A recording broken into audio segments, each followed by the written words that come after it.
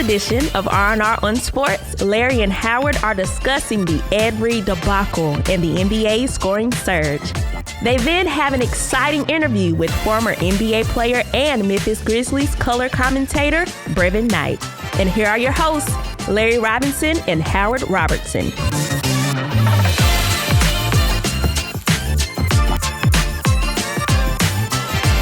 Hello and welcome again to R&R on Sports. I'm Howard Robertson. And I'm the fantabulous one, Larry Robinson. Fantabulous now, huh? Fantabulous, brother. I got to create new words. Just call me Don King of this thing. All right. Don King.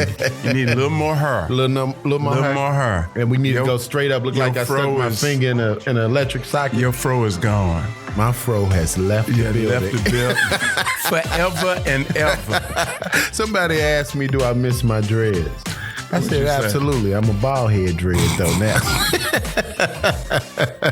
Yeah, your dreads are D-R-E-A-D. Hey, man. That they gone. Now, we in Memphis, Tennessee. Yes, we are. And we got these Grizzlies that are playing at a high level. They were playing at a high level until they went out west. They were until west of the Mason, west of the Mississippi, I should say. Let me say this. What was your take on the Shannon Sharpe, Dylan Brooks exchange? Well, I do not know, and I would have you, as you recap what happened. But let me say this. I find it very, very bizarre that a grown man will be standing there yapping, talking smack with some children on the court. Children. People that could literally be your children. What are you doing? And you happen to be a very popular, well-known Hall of Fame athlete. Yeah. And a very well-known sports analyst. Heckle after you talk about athletes being treated inappropriately on the court, you decide to do the same thing. So talk about because I don't know what the fool said. Well, first let's put it in context. He's a big LeBron James fan. Okay. I mean, he is probably the biggest, most outspoken celebrity that is riding for LeBron. Okay. So when LeBron scored on Dylan Brooks, he starts doing the too small, and Dylan Brooks goes by as they're leaving the court, and he says, "You too small to be checking LeBron." And Dylan looks at him and says, "F you." Uh-huh. And so guess what? So it went from there. Okay. And then what got me was his whole thing around, y'all don't want this smoke. Yeah. Y'all don't want this smoke. Lord have mercy. He sound like an old cantankerous wannabe, that want to get some attention. But the problem is Shannon gets plenty of attention. He has a great show. I mean, he's doing great work on Fox Network. And I'm trying to figure out what was his incentive. It almost evaporated in front of his eyes because the way he was clowning out there, nobody wants to be affiliated with a fool like that. But man, hold on. And somebody did him a favor getting out because he was all, he's like, come over. He was ready to fight. I'm like, come on, man, get out of here. But see, here's the deal. Thinking about that, thinking about a former player, thinking about another former Hall of Famer, being an HBCU graduate, what did you think about Ed Reed's rant down at Bethune-Cookman? Not familiar with what Ed Reed said. Oh, so they decided to rescind the offer for Ed Reed to be the head coach of the Bethune-Cookman football team. Did not know that. And so when they rescinded it, okay, go up to a point because we got 20 seconds, and I want to get back. Well, listen, let's just say he clowned. He clowned before they decided not to hire him, and afterwards he clowned bigger. He got a bigger clown. He got the biggest bozo clown on that he could possibly do. And we're gonna hear about it right here, only on R&R on Sports. When we come back after this.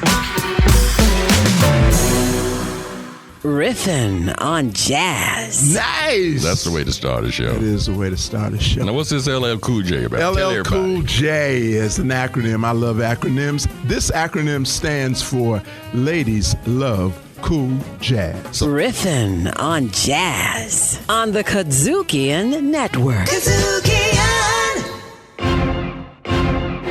Hey, this is Dr. J, and you're listening to a little R&R on sports.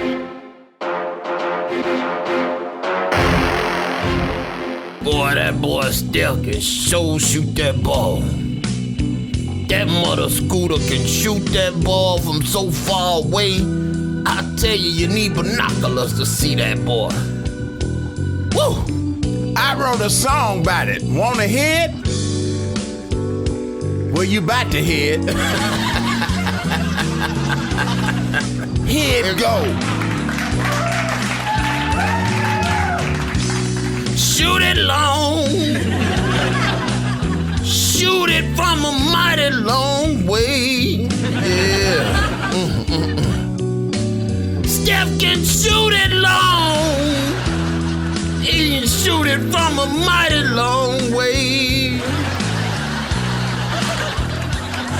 Anywhere on the court, the popcorn stand, the women's restroom, they ought to give them shots more than just a trade. Shoot that ball. Shoot it from the hallway. Well, Steph can shoot that ball, baby. Sure can shoot that ball, boy. He can shoot it all the way from the hallway. Shoot from anywhere you want. Just step on back and make them pay. Oh, that boy Steph is bad, boy. Steph. Whoa. He free to shoot from wheresoever he want to shoot. His daddy can shoot the ball. He couldn't shoot it like that. His daddy can shoot the ball. Daddy couldn't shoot the damn ball like that. I don't care what you say. Daddy couldn't shoot the ball like that. Don't nobody shoot that ball like this boy. What's his daddy name? Delvin. No, what's his last name? Curry. He's Curry. He's Curry. So where you think he got But everybody, it just cause his name Curry, you think he can shoot the damn ball any way he want to? Nah, this boy done recreated shooting as we know it. No! In the modern age. No, his daddy shot the ball better. I just want some good barbecue. I don't want none of that Indian food. Who that got to some Indian The curry. food? I don't want any of that curry. It's too spicy. Put the curry on the barbecue. It's too spicy. That's what That you boy do. bad, though. That Put some boy curry on bad. them ribs. There's some curry on the ribs. Curry set them ribs off. He don't make no ribs in Carolina. I did that in Carolina. Carolina. We in Tennessee, boy. No, they mean Carolina, though. Carolina can't do nothing. It's barbecue. Not in Carolina. You want some curry flavored barbecue? I don't. They put some mustard Don't he have on. a little brother? They put some mustard on. What's that his curry. name? I got some curry on my pizza. Let's see. Well, that's just gross. I put some curry on my pizza. There's Steph, and I believe he's got a sister named Ida Bell, and it's another one. Now, you know, I put some curry on Ida Bell's toes. Ida Bell got. Wait a minute, boy. That was in Wait a minute. That was in James Harden pot. Ida Bell Still got sucking toes. Dad at the boy.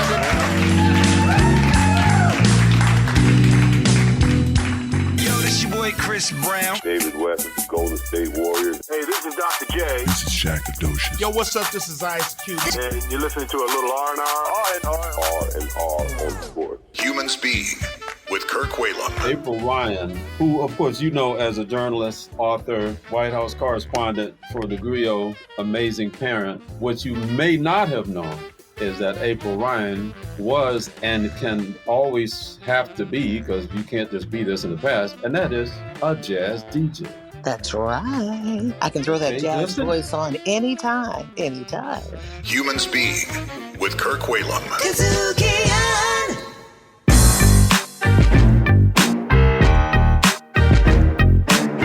This is R&R on Sports. Uncle playing in what we started doing, young man.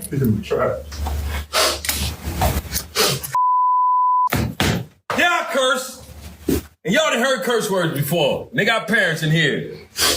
And no, I don't want to leave. And like I told you, I want all these recruits. But they got some corrupt people in this world, some evil people that don't care about kids like I do. So I want y'all to hear the truth from me.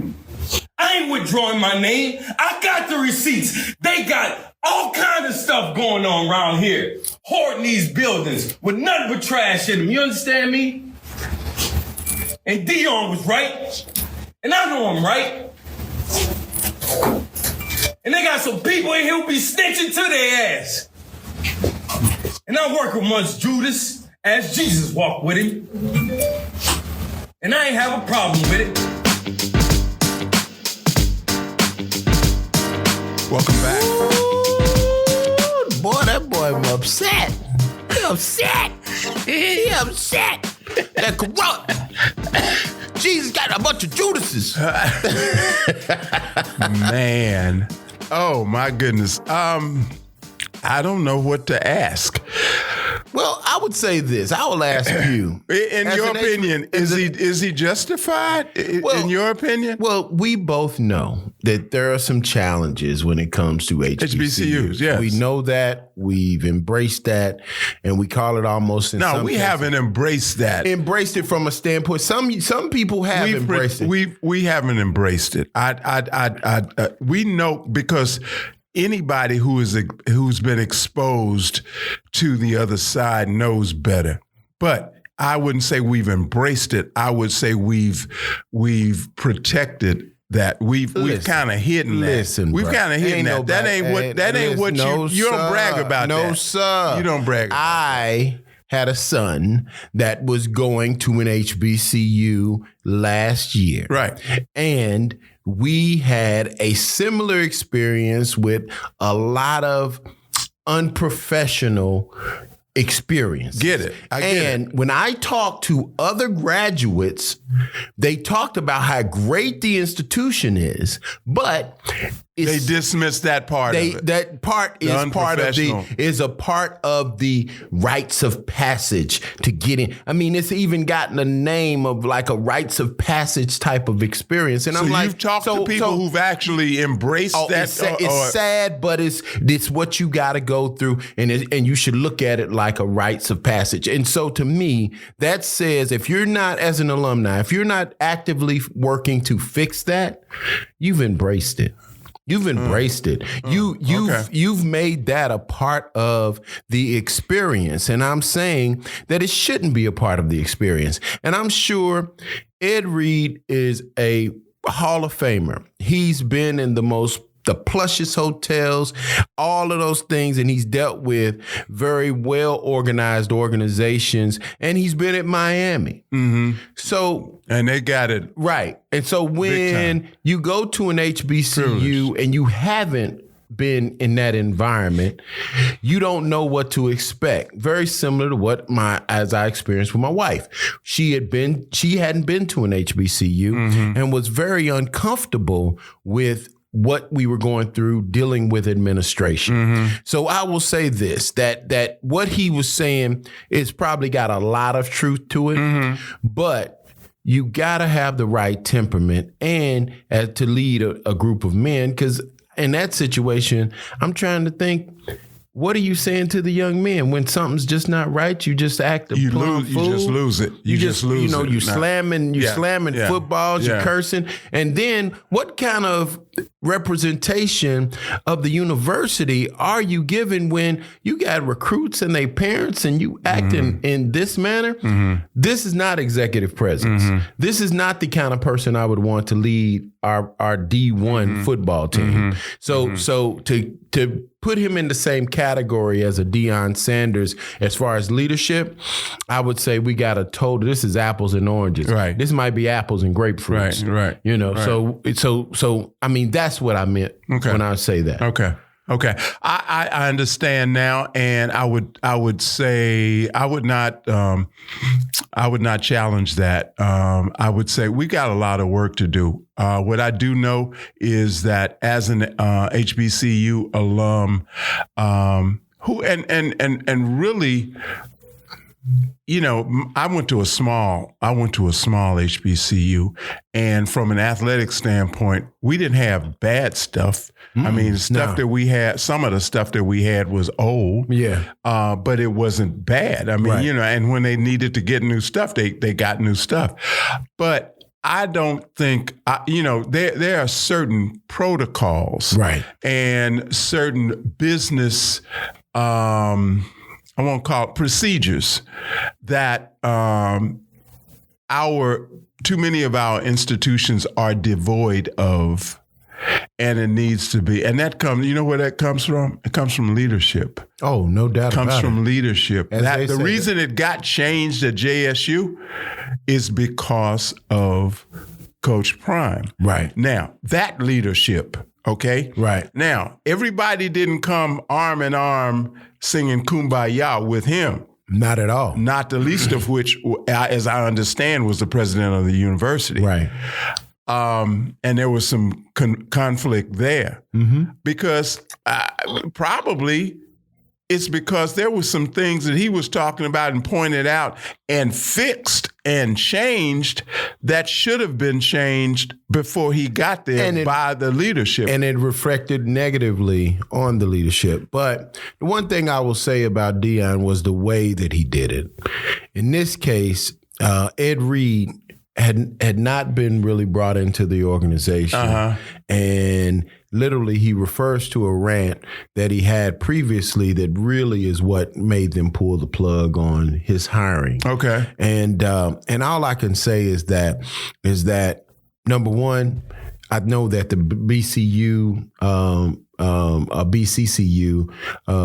family was very, very happy to have Ed Reed lead the program. Okay. So I think the change would have ultimately come because of the alumni was very proud. And if he would have had the patience and what I would say acumen to really understand the situation that he was in, I wonder if he would have been as outspoken, but and also now Ed Reed is known to be a person that would take your head off, right? And so I wonder. Well, it sounds like they were saving him not just from himself, but they were trying to save him from or save their players, right, and their students, right, their college athletes, right, from what possibly could have absolutely become a bad situation. And if you're going to act that way,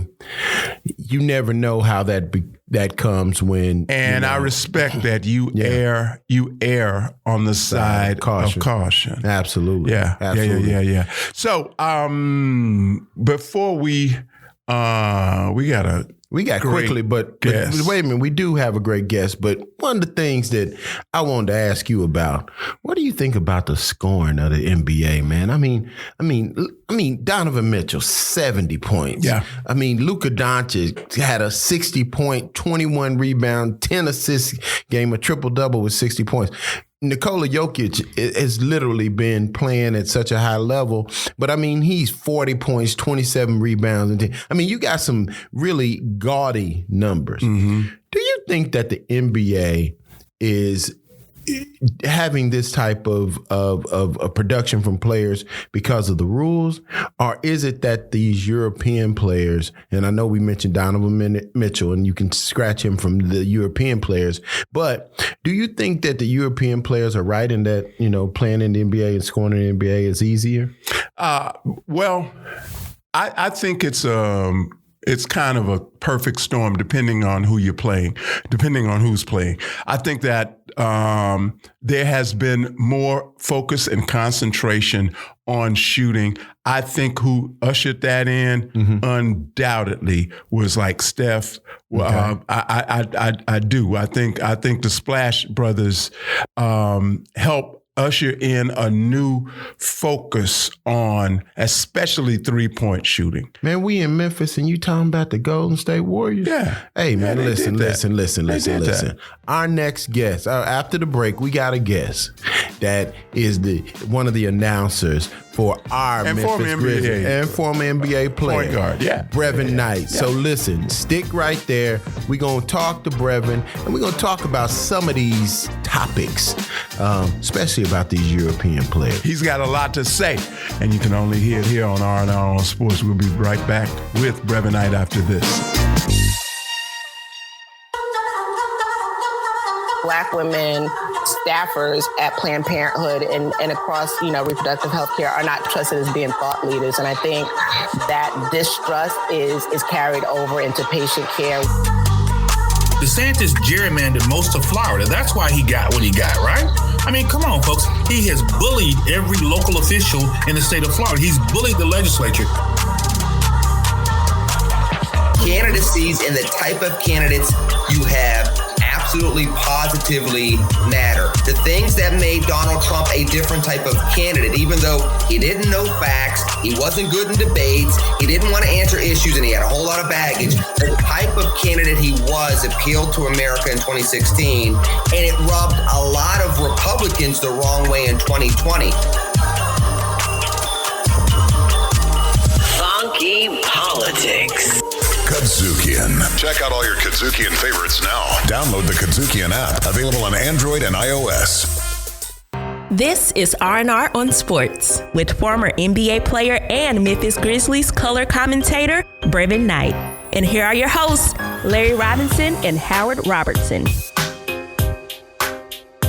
Hello and welcome to R&R on Sports. I'm Howard Robertson. And I am the baddest one, Larry Robinson. In your Christmas outfit. Boy, don't she look cute? I am cute. Don't she look got stuff, your socks matching your tie and your little sweater. That's okay, nice. Man. Nelly, did you that? Yeah, she did. Oh, actually. That's beautiful. Because I get dressed. It's my but it's kind of like Garanimal. It's a Garanimal set. So I matched the giraffe with the giraffe with the giraffe instead of the giraffe with the orangutan. Bev will whip my ass if I put a giraffe with a tiger. Oh, well, we gotta coordinate. We gotta coordinate, brother. We got to coordinate. I make her look bad. Oh, okay. Well, so we got a guest, man. You acting up in front of people, guest, man. Listen, great don't be guest. acting like that when we got people. BK, not Burger King or British Night. You remember British Night? Man, boy, he from the East Coast. I got a pair of British Nights in the closet. I ain't gonna never wear them, but they said BK on the side. That's British me. Nights, I'm talking about Brevin Knight. Brevin Knight over the house. Man, I'm glad to be back. I'm glad y'all had me back. I thought maybe I didn't do well enough the last time. It's been so long. Had nobody called you? Nobody. I phone number still the same. We had to change some people out, man. We had to get rid of some people. We had some people that's gone on the glory. Oh, Lord. They got fired and then they died. Well, once you get fired, you kind of like that. Hey, man. Hey, welcome back, brother. Yeah, man. Good to be back. Everything good? Okay. Life is great. But hold up, man. He's with the number one. He the announcer for the number one team. Yep. He the sports guy, the voice of. I love to watch him, too. I love to watch him because they done put him right there in the middle. So it's like a reverse Oreo? Yeah, and he the only brother that look like us up in there. So they had to put him in the middle to balance off. Balance it off, huh? God's other children on either end. Well, this is something that I am very aware of when we get into that sector. Right. This has to be balanced. Oh, yeah, I mean, it's you don't want to have it can't be off. Right. And so and then the other thing I just say is you also like to have somewhere near the most handsome one in the don't want him more so in the middle. At least had to keep attention to it. Right. Yeah, don't worry, don't look into the sides too much. We just But y'all, I'm gonna tell you, the chemistry looks and sounds and feels good between y'all. So was it how'd you get to that? Well, that's 13 years of working together, number one. 13 years? It's my 13th season, so 13 years of myself, Pete Pranica, and Rob Fisher working together. And then on our pre- and post-game, Chris Vernon, I think maybe like the last 5 years, five years or so, I think he's been there. And so I think longevity is a big part of it. Right. But the other thing is like, y'all, the bickering, the back and forth, the family stuff, that's what we do. Yeah. Oh, okay. So like there's no one is safe. You're not safe. I say something crazy on TV. Oh, it's not. Oh, there's in my ears like, oh, we heard that. You don't think we didn't hear that. And it's so, and then the other thing is we spend so much time together. Right. Okay. Because now when we travel, we all travel together. We travel just like the team. We're on a team plane. We go to the same hotel. Okay. But then every night, there's either 3 or 4 of us that go to dinner together. Then maybe get a drink afterwards. And there's some people that do a second stop. And there's others that go home. And so I think just that camaraderie, that being around one another has led to it being such a tight unit. Now, people don't normally think of the number of nights that you guys are on the road? Give me a number. I'm probably with them more nights than my wife. Wow, really? At the end of the day, I probably spend more because there's 7 months. There's about 7 months of us being together on the road, nights on the road. When we're here, the games that we do here at home. And so I would say, but she probably is like, that's fine with her. The amount of time that you spend with me is just enough. Oh, wow. Oh, my goodness. So let me ask you this. What's the difference of, outside of the training, the amount of travel that you had when you were playing? Is it a lot easier now? Is it still? It's easier now. Now is because number one, the planes are nicer. That's the number one thing. The food is better. Okay.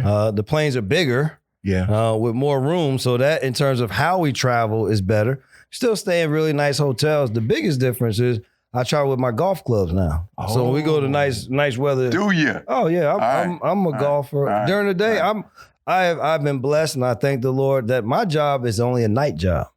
During the day, you go play. Oh man, I play golf. So if the weather is nice, I go golf. If the weather's not nice, then it's just a day of leisure. Let's see. Going through, I mean, you can play in Phoenix. You can play San Antonio, Dallas, Houston, LA, Sacramento, Golden State. Okay. Miami. Okay. Oh yes. Orlando. Oh, yes. Right. So you get plenty of golf. I get my golf, and depending on the time of the year, we've even played in Indiana because we've gotten it early. We played them early in the year, or we played them late. Right. As long as it's 50 degrees, not too windy, you're getting out there. I'm playing. Yeah. Wow. So do you the fact that you're traveling with the team? Do you spend a lot of time with the players too? No. Why I say that's because they're players, and then these kids could be my kids. Yeah. At this point. Yeah. You know what I'm saying? Like I have kids older than half of our team. That's like being at the club with your kid. Yeah, exactly. You see what I'm saying? Like that ain't no look. That ain't no good look. And so I enjoy when we had the moments to talk to them. Like I enjoy talking to them. Right. But that's their lives. You know what I'm saying? That's the stage that they're in. I'm in a different stage of my life. What's different? What's different about them versus when you were traveling? Oh shucks! When I was traveling, we want to go out. Okay. And I haven't been to a strip club in so long. I can't remember. that part is totally gone. No, I'm saying is what's different about the way they're experiencing the NBA versus you? Their experience is here's them say, we didn't want this to go too far. You started out with strip clubs. I'm like, hold up, time out. We all married. Wait a minute. Speaking of strip I'm married too. 22 years in. Speaking of the strip club, have y'all seen the way some of these young girls dance now? Boy, what you said. Speaking of the strip, I had not seen some of these moves. I have to take holy water to the game. You know? I mean, I be sprinkling on them. My wife, Jesus. My wife was at a wedding reception and stayed too long. Right? She stayed too long where all of the other old folks left. And once they looked around and saw all of the other old folks had left, man, they put on that trap. Trap music. And boy, were they dropping it? Were they dropping it like it was hot? Last time I saw them moves, I had to pay for it. He said now it's just everyday dance. Hey, it's every day. It's every day. But I think that the biggest difference is they got way more money than we had. Yes. That is true. So that game has changed. The game has changed. And I think the people that played before me were like, man, I wish I was born in your time. And now I'm sitting there and be like, damn, I wish I was born in their time. My time was good. Ridiculous. And I think so that means that your access is different. And then the world of social media is a whole different effect on how they live and what they do. We didn't. Social media was that. Well, speaking of that, what is your as a former scholarship athlete and then a professional athlete, what's your position on NIL currently, as it is currently structured? Yeah, I think I have no issue with the paying of players. Yeah. But I think that there has to be, at some point in time, some level of regulation to it. Just because it just becomes the Wild Wild West, and now it is. And what I fear what happens is when people start giving people money, there's expectations when I give you this money. Yes, sir. And if you don't reach this expectation, how much of the weight is now going to be on this kid that's either a teenager or a young 20s person?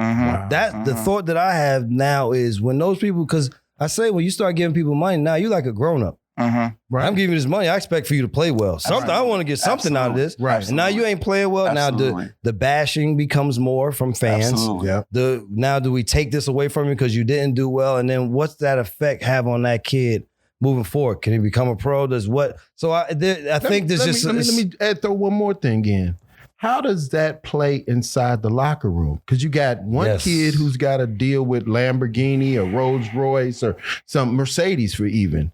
Then you got this other kid that's literally, the local hardware store, right? or just the money out of the pocket that the school said we'll give you. Absolutely. And I think what we've done is you've made college basketball be professional basketball. It's what you have, what we live with as pros. You sitting in the locker room, you know how much he makes. I know how much you make, and I'm like, well, shoot, but I'm playing better than you. I should be making more than you. Right. Same thing now goes in college. Or you're playing because you make more. And you have allowed there to be another level of team dissension. Absolutely. Right. Something else that can now be a roadblock for your team to be good. Like I said, I'm happy that guys get paid. Make as much money as you want to make, but just understand that there are a lot of other things that come with the money. Right. And there are going to be a lot of scenarios that these kids have to live with. And that's with that money. That's what I want us to talk about when we come back.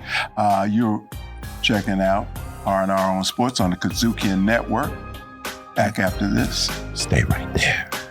Don't move. I'm Cynthia Daniels, host of Grind Set. Are you looking to start a business? Do you need tips on how to scale up? Get it on Grind Set. On this show, our guests will keep you listening. What's your Grind Set? If you happen to miss some of our episodes, make sure you check us out on Spotify, Apple Podcasts, TuneIn, Stitcher, or your favorite podcast provider. Grind Set on the Kazukian Network.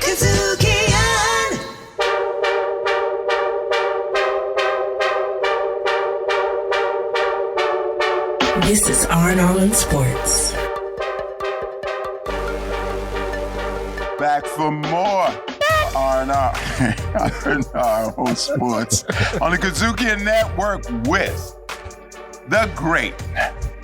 Man, you have evolved into a tremendous sports analyst. May I say? Man, I appreciate it. May I say I tell people, if you don't reinvent yourself, they'll forget about you. That's it. That's it. Well, that's it. So the NIL because we were talking about in trouble for not. We on a time. We on an agenda. I'm telling you. Yeah, somebody will get y'all keep looking at that paper, but they said y'all ain't reading the paper. He rather sensitive. Yeah, I see. He got all up in his little panties in a bunch and everything.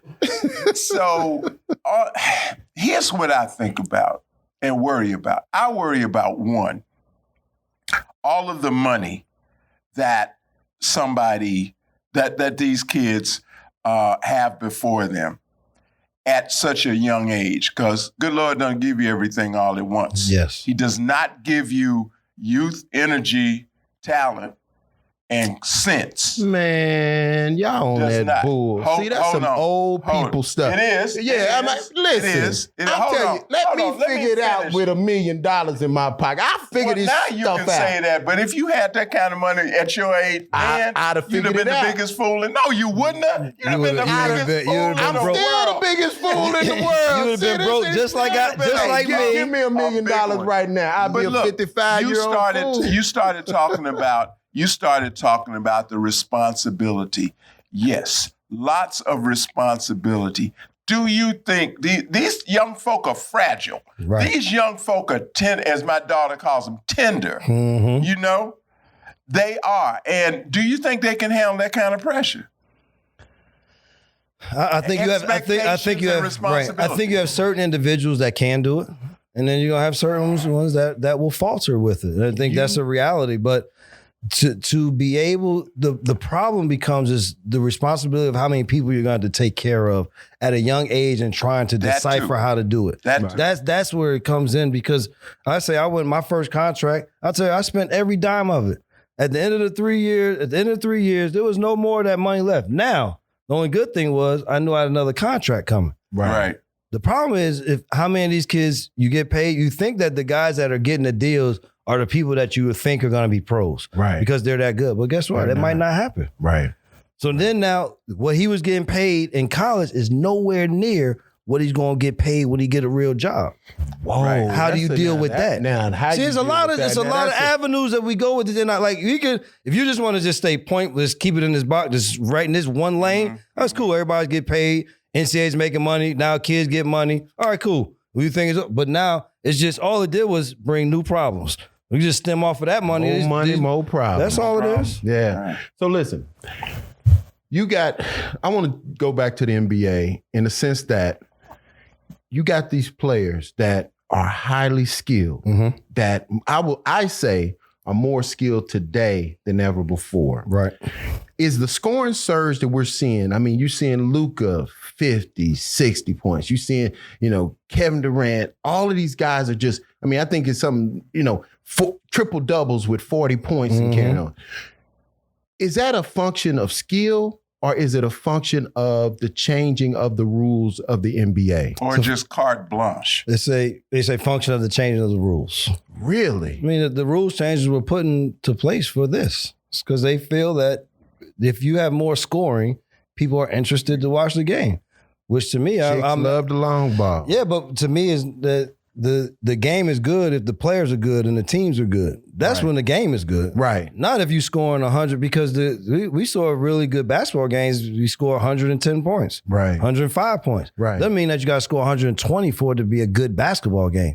You just got to have good players that know how to play the game, good teams that are coached very well, and then they go out and compete hard against each other. That's what makes a good basketball game. But we have put rules in place because the game has become, it's just whatever. If fans think that if you score more, then that's a fun game. Okay, well, let's score more. We want fans to come to the game. But to me, what makes the game good players, good coaching, good teams. And then you go out and compete, and then you'll have good basketball. I'm not going to dumb down the game of basketball to say just score a lot of points and shoot threes. Right. Now that makes the game good. There's a lot more to the game. Perpetual green light? Yeah, I mean, the green light, certain players have a green light. Man, some of these players have a green light. Yeah, but then there's flashing. But I always tell people that we only glorify the good side of this game. Yeah. There's a lot of people that you better take the shots that you're going to take. Hopefully you're going to make it because your minutes are short. Right. There's guys that jump around from team to team, in the NBA, out of the NBA, overseas, no job, then maybe back in. So it's a big world to this game than just those 30 or 40 or 50 guys we see, because it's 450 in the league. Right. Now, Luka Doncic recently, or it wasn't recently, but said it's easier to score in the NBA than in European basketball. Yes. Is that a true statement? It's accurate. Really? Because the rules are different. The rules in European basketball, number one, you can still be physical, but you can play a true zone in European basketball. In the NBA, you can't play zone. Our zones are, you still got to get out of the lane. You can't just stand in the lane. For them, you can stand in the lane. And so now defensively it makes it a lot harder for you to score with big guys along the back line. And so, I would say to what he said is right. Why? Because we believe that for our game to be good, it has to be a lot of points. So no, I don't think that European basketball sees it the same way. Is it true that you feel that European ball players come in better prepared than American Yes, players? because their basketball system is different. Like, see, their basketball is built around club teams. Okay. Like, so you have... What does that mean? So club teams are, you have guys that are 12, 13, 14 years, they don't go to school anymore. They're playing basketball, and they're playing professional basketball, and they have different levels of their basketball. Yeah. And so they may be doing schooling as a side thing. And we started to do that somewhat here with these academies and doing it that in some way. Right. It's still not, because we don't have, it's not all legislated and within certain bodies. This is the plan that they have been on for so long. And so I just think that because of that, because they play with grown people, because they play more system type basketball, that you have guys that skill wise can do it within the frame of the work of a team. We still, a lot of times, we don't emphasize team as much here as someone else may do somewhere else. We still the individual, and then it's the team. It's just the reality of what our basketball. One more quick one though. That whole thing we mentioned European ball, but the one thing that no one's paying attention to is the influx of African players, and they're putting these academies in Africa. So now you got the OD Watanabe, you got OG. Anunoby. You'll get Pascal Siakam. Pascal. You say look at Embiid and what he got. And so now, really, what we start to say is it's not so much European. We should just use international. Okay. The international game is a different game than our game. The entire international game is different than our game. But the 7-footers in Africa, there's many, many more per capita 7-footers, and those that are taller. Do you see that is a reason why the NBA? Of course, and it's also a way for you to touch the continent of Africa. There's the only way that we were able to touch all of the European countries was you had players come from those places. I say, how do you globalize a game? The only way you globalize a game is if you have people that play in your league that is from those areas. That's right. So now those people want to watch. And so now they finally got to the point where, we'll tap into Africa. And so now you'll start to see more players from that continent being a part of the league. Because now it's like, there are players there that can help us be good. We'll go down there and try to figure out how can we make that work. And so now, it's later than what we have done with the European countries. Surprising though, because they started that with China, didn't they? But many times you think about it, the NBA has wanted to lighten up a little bit because of the people in the lower bowl. So it's interesting that now you're starting to bring in even more African-oriented players or people of African descent when it's always been an issue that the NBA was a little too dark. Well, the reality is it's just it's still going to be that way. You can have them whether they're going to be African Americans or they're going to be true Africans. We're going to be a part of the game, and it will continue to be whatever level that they are in the game. And so I think as long as you learn how to play the game the right way, and then now take your athletic talent, your God-given skill, and now you bring it to this NBA, and you continue to reach back and bring more people. I'm happy that the game is open to everywhere internationally, that everybody has an opportunity to play. But I also want for our American-born players to understand and see where the game is and where it's going. Because sometimes we'll sit around and try to fight what's going on. Well, we're going to do it this way. I'm like, all right, well, you mean you can fight as much as you want, but you better kind of keep an eye on where this game is going, what the language, how they're talking it, so that you can continue to be a part of it. In the last minute that we have, and what I think is the best question, whoever put these daggum questions together, this one is the best one, I think. As a player who came up playing position basketball, what's your thought on positionless basketball? I don't buy into the positionless basketball. You do that, and then now you have what are people's roles? And I think that's kind of what the positions define were your roles on a team. Now you can switch up the numbers however you want to do it, or not talk about numbers at all. But as long as you define what everyone's expectations are, then you move forward. But I still think you need, at the end of the day, whenever we get into the playoffs, I'm going to tell you what we always hear, that they need a point guard. But you won't pay a point guard throughout. You won't go into the offseason and say, I'm going to pay a point guard, just other than the top-notch guys. Right. But then everyone knows that we just need somebody to make a solid play. We don't want to pay the solid play guys. You want to pay the flashy guys, which is fine. Again, when I say all these things, I only say what it is. It's just what it is. Figure out how to deal with what it is. And so positionless basketball to me is I never talk. I don't get into that because now you say that we shouldn't have centers. Well, I like centers. My team could be good. I like a back to the basket guy. Whatever is your preference, I think is where we have gotten to it. But for me, I like to define roles on the team. Absolutely. Now, go ahead. No, Go ahead. No. Go ahead. You got about 6 seconds. 5, go for it. 3, 2, 5. But listen, we're the number one team. Memphis Grizzlies, the number one team in the West, number one team in the league. Where do you see the Grizzlies realistically at the end of the season? I'll tell everybody, I see them as a top 3 team in the Western Conference. Okay. Down the stretch, I think that they have, of course, to start them with Ja Morant, right? Jaren Jackson Jr. being able to play in fourth quarter scoring now is huge. Desmond Bane getting his rhythm back with Dylan on the defensive side, giving and Steven Adams manning the boards. Our bench has been fantastic, which I think from top to bottom we're deep. Yep, we have guys that can make plays.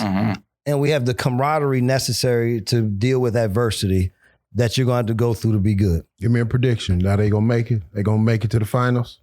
They'll make it I'll say we can make it to the Western Conference Finals. Okay. These are stages. You got to do these things in stages. We only got past the first round last year. Right. The injuries not derailed us, though we had a great chance against Golden State. Right. This year, stay healthy, then I think, especially stay in that top 4. If he can stay in the top 2 again and have home court advantage straight to the Western Conference Finals, then I don't see why that wouldn't be something that's realistic. I'm smiling. You know what I love to hear him do? I love to hear him catch himself because he's got a mic in front of him, and sometimes it's some stuff he wants to say. And it's about to come out. We're gonna have to get him. And he gets just on the edge. Almost there. No, you know what? Let me tell you, when I go there, I got a little button that's a talkback button with my producer. Okay. So I get out all of what I really want to say. Okay. The real Brevin. And then I let off the button, and then the TV Brevin comes back on. Whoa. So I'll go from, oh my God, I can't believe this. Yeah, the Grizzlies, they just need to move the ball a little bit better, grab a rebound. That's funny. See, hey, man. Only on we got outtakes. We got outtakes. Only on our, really? Do you get that kind of intelligence and insight? Hey, man. Reverend Knight, thank you, brother. Man, always a pleasure, man. See you, man. Always a pleasure. Look like you can still hoop, man. That's all a look. You know what I'm saying? And then I tell people, like, they see my suit, like, oh, you look good. I say, yeah, with this suit on. Yeah. All right, we'll be back for more. No, we won't. We out. We out, bro. We out of here. Well, say that or say bye, damn it. Listen, bye, damn it. Listen, this is R&R on Sports. Listen, on the Kazukian Network. Till next time. We out. I gotta go get my dog. We got something special for y'all. Make sure you check out the Kazukian website and YouTube for a special edition of our interview with Brevin Knight. Success in life is not a straight line. There are twists and turns in everyone's life, and the more you know about their story, the more you'll understand the process.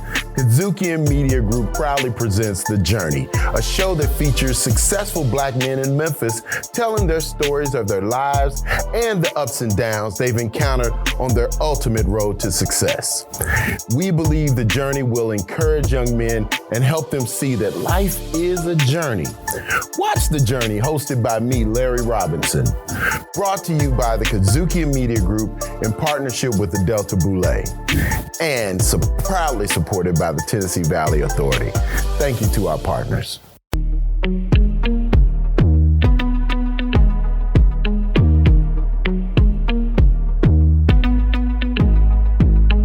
This is R&R on Sports.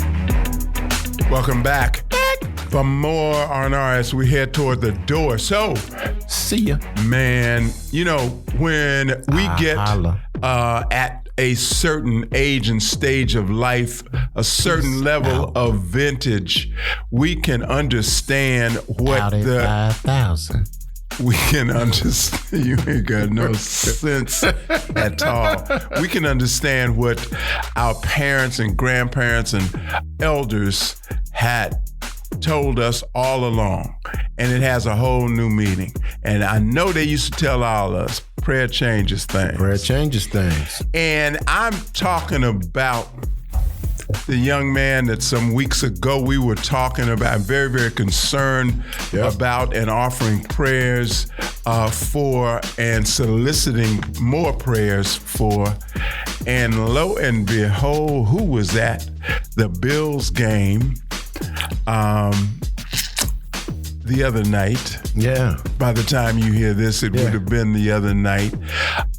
Pulling them on looking good. Look like he's looking healthy, looking strong, look like fully recovered to a great degree. Absolutely. Really happy for Damar Hamlin. Damar, congratulations, man, brother. Real, sure. And the whole world sent up timber for you. Hey, man, everybody was praying for you, and prayer does change things. But I'll go back to what the doctor said when he asked who won the game. Mm-hmm. You did. Mm-hmm. You did. Yeah. You absolutely did. You did. And, and keep on winning this game of life, man. And so what it says to me, H, is that we can come together as a citizenry, as a community, as human beings. Because you really heard from many, many people how much they were concerned about that young man. And it was all walks of life. Oh, yeah. And I just want to say, man, shout out to the community. Shout out to the U.S. and the football fan and the regular person, everybody, because all those prayers were felt. And with equal fervor, who everybody needs to pray more for? Who's that? All of us. That's right. Us. I'm gonna pray for you. Do that. I'm gonna pray for you because you keep wearing this Michael Jackson jacket in here. Hey, man. And I'm trying to figure out. I know you. Are you trying to? I know you admire my jacket. Are you trying to relive old times? Jacket. You can touch it. You go like, nah, it's all right. You go, woo! I don't know if they got one in your size, but we can start. Listen, they don't need to have one in my size. You might not be able to zip it up. But they got some. We appreciate you being with us here on R&R on Sports. As always, we ask you to take care of yourselves and take care of each other. I'm Howard Robertson. And I'm the great one, Larry Robinson. Y'all take it easy, and we'll be back next week. Arrivederci. Later.